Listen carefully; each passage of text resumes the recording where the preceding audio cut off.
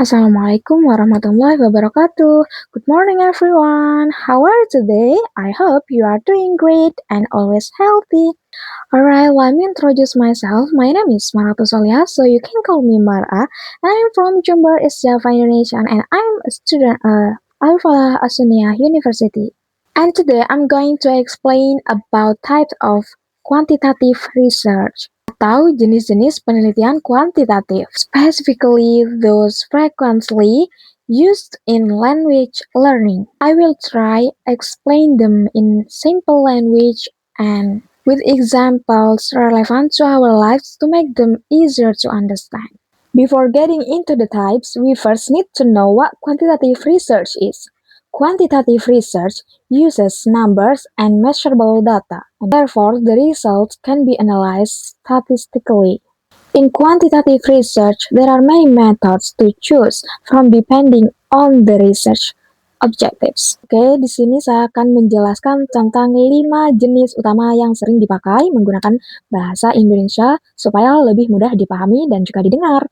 Alright, right now we are going to talk about 5 types of quantitative research. The first one is experimental research, and then the second one is survey research, and the third one latitudinal research, and the four individual differences research, and the five language testing and assessment research. Alright, the first we're gonna talk about experimental research. What is experimental research? Jadi, experimental research itu mempelajari tentang hubungan sebab akibat antara dua variabel. Yang pertama ada independent variable dan yang kedua ada dependent variable. Independent variable itu adalah variabel yang dimanipulasi peneliti, misalnya metode pengajaran. Lalu yang kedua ada dependent variable. Variabel yang gugur hasilnya, misalnya kemampuan menulis siswa. Oke, sekarang saya mau menjelaskan menggunakan contoh saja ya. Misalnya, kita punya 2 kelas bahasa Inggris. Satu kelas diajar menggunakan metode baru yang lebih kreatif. Dan satu kelas lagi ini diajar menggunakan metode lama. Kalau setelah beberapa minggu kita tes dan ternyata kelas yang menggunakan metode baru ini nilainya lebih tinggi, itu berarti metode tersebut efektif. Inilah penelitian eksperimen dipakai untuk menguji sebab akibat. Tujuannya menguji teori atau membuktikan suatu metode terhadap hasil belajar. Juga membantu guru atau peneliti tahu apakah suatu metode benar-benar bekerja dan instrumen yang digunakan tes kemampuan bahasa seperti reading, speaking, dan juga writing. Bisa juga menggunakan kuesioner motivasi. Sedangkan untuk analisis statistik, kita pakai t-test atau ANOVA untuk membandingkan dua kelompok. And the second one, there are survey research.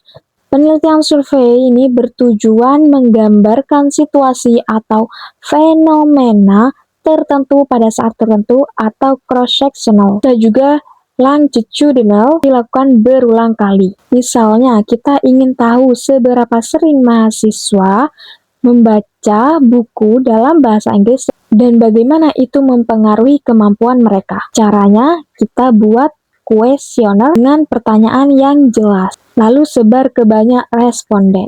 Untuk hasilnya bisa dianalisis dengan statistik deskriptif seperti rata-rata atau analisis korelasi untuk melihat hubungan antar variabel. Survei ini bisa dilakukan sekali waktu atau cross-sectional atau berulang-ulang atau longitudinal. Then the third one, there are correlational research. Penelitian ini mencari tahu apakah dua variabel saling berhubungan tanpa menentukan sebab akibat.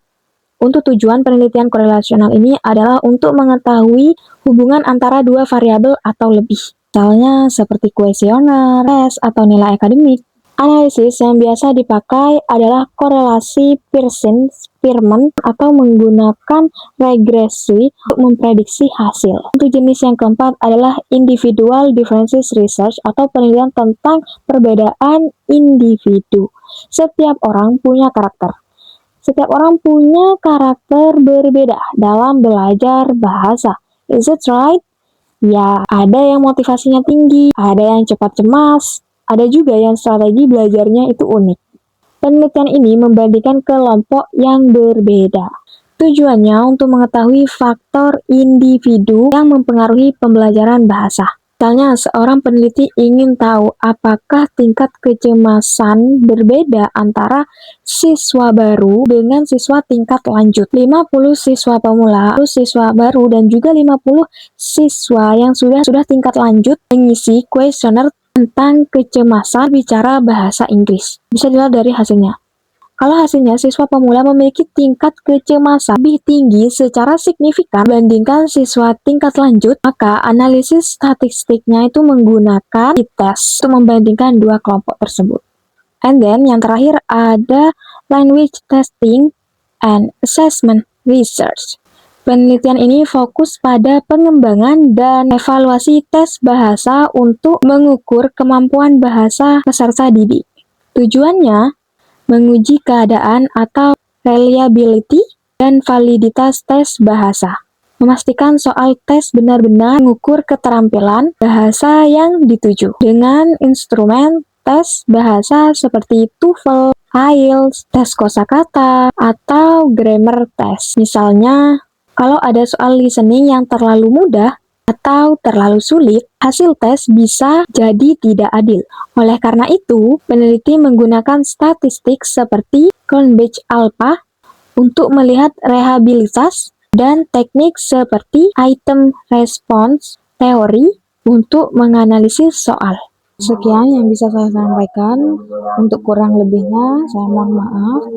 Dan terima kasih sudah menonton. See you in the next video. Assalamualaikum warahmatullahi wabarakatuh.